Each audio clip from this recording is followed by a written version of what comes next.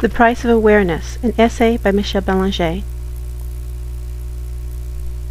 In the movie The Sixth Sense, one young man is driven over the brink of insanity, and another boy is developing severe psychological problems because they can see the spirits of the dead. In both cases, an attempt to reach out to the caregivers and authority figures in their lives and explain what they are experiencing is met with incredulity, judgment, and scorn. They are both labeled troubled youths. Both are treated as if their sensitivities and experiences are nothing more than the signs of a diseased mind. There is no one they can go to for an explanation of their talents, no one who can teach them how to accept and control these things. One young man kills himself, the other very nearly travels down the same road. This movie had a great impact on me because it eloquently tells the plight of all awakened today. As people are awakening at an increasingly younger age and in increasing numbers, there is no support structure for them. They cannot discuss their experiences in the classroom, as they will inevitably be met with disbelief and with scorn. In the best of cases, their teachers will simply accuse them of having a very vivid fantasy life. In the worst of cases, they will be seen as mentally unstable and referred to a psychiatrist. Given the state of American psychiatry today, they will be put through a battery of tests, labeled and put on a cocktail of drugs that will prevent them from any kind of normal functionality. Awakened young people who have no context for their talents can just as easily label themselves.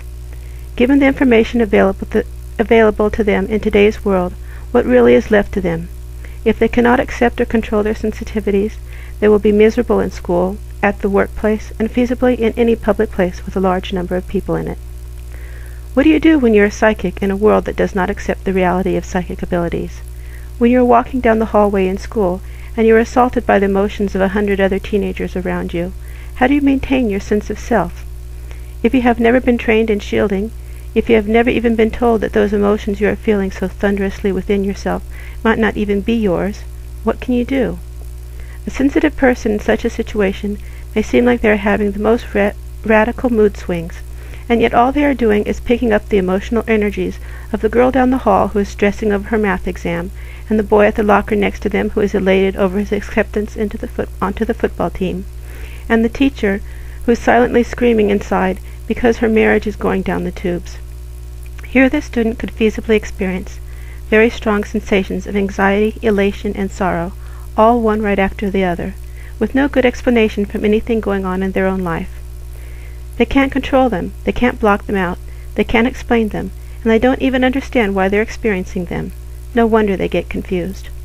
If they try to talk about this barrage of feelings with a school counselor, what is going to happen? The first thing the psychologist will do is try to determine if the person is going through troubles at home. When environmental causes have been ruled out, then the psychologist must assume the problem is with the student herself, and is probably an imbalance of some sort. Once again, this leads to labeling and to medication and all the stigma and low sense of self that go along with these things. Even if the student never consults anyone at all, she still has to deal with these failings, with no explanation of where they are coming from and no possible solution in sight for making them stop. A young person like this may well learn to avoid crowds, and to outsiders it will look as if she is agoraphobic or prone to panic attacks. The symptoms she will exhibit will essentially be the same. If she's in a large crowd of people, she will feel overwhelmed. Her pulse may start to race. She may feel a clutching in her chest that has nothing to do with her heart, but is actually a sensation in her energy body, as it is being overwhelmed by all those people's energies. That sounds just like a panic attack, and it would be diagnosed and treated as such by any psychiatrist in America. And say that years go by, and all this person really wants is for the sensations that have brought her such grief to come to an end. She wants a normal life, one that is free of such sensations. She compares herself jealously to other normal people who don't have such sensations, who can lead a normal life, who can go out in crowds without consequence, who can shut all of that terrible background noise out without even having to think about it. Ignorance appears blissful to those painfully aware. Such a person could well start to accept the fact that there is something very wrong with her, that her sensations are really just the result of a disease of her mind. That is what the doctors have repeatedly told her, and that is the only explanation available to her that seems to work. And of course, the drugs that the doctors prescribe seem to help the problem, because most of them inhibit any kind of clear thinking. They dampen the higher brain functions and reduce people to little more than mental robots. But such robots can get through their days without having panic attacks. They are good little productive citizens. They can hold a job, they can pay the bills, and they help the economy by buying their highly priced pills. And by the current standards, they are normal.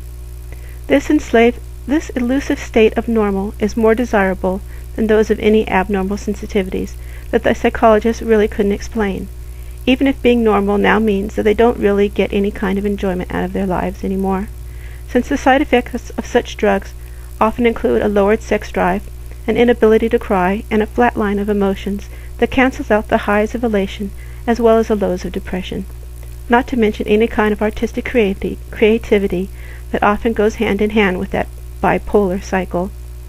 And thus you have the story of hundreds of people in the world today, wrecked and ruined and convinced that the fault somehow lies with them because they could not understand what they were feeling and there was no one around to explain. Of course, accepting and understanding your talents is no piece of cake either.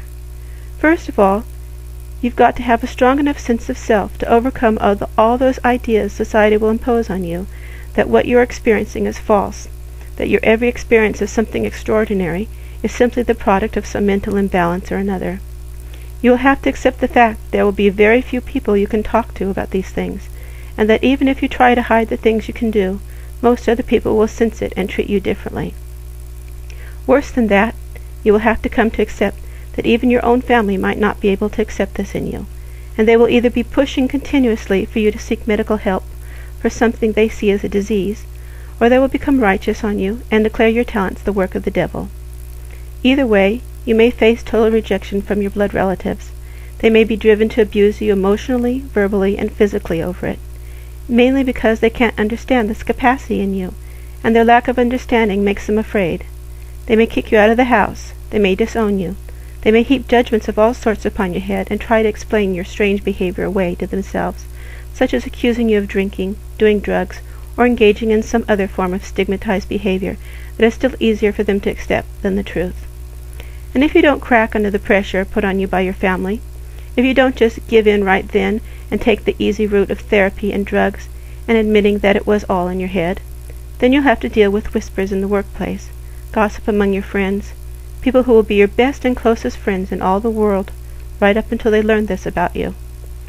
And then they'll suddenly treat you like some monster or some filthy piece of dirt they regret having ever come close to.